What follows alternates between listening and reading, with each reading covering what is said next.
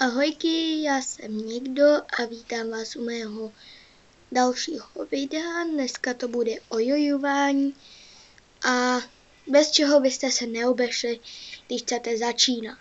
Takže první věc, bez čeho byste se neobešli, je jojo. Teď mám tady Replay Pro od Jojo Factory. Druhá věc, bez čeho byste se neobešli, jsou stringy, neboli provázky. Takže dneska vám ukážu, jak string nandat na jojo. Takže vemete takhle jojo, rozšroubujete ho, to je jeden snazší způsob. A pak to ještě máte takhle si to vemete, tady vemete konec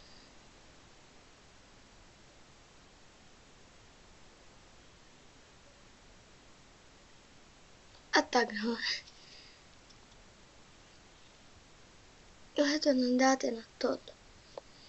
Ujistíte se, že když to máte,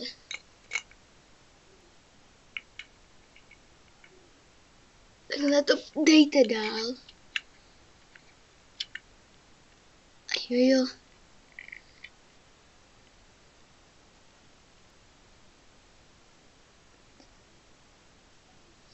Zašroubujte.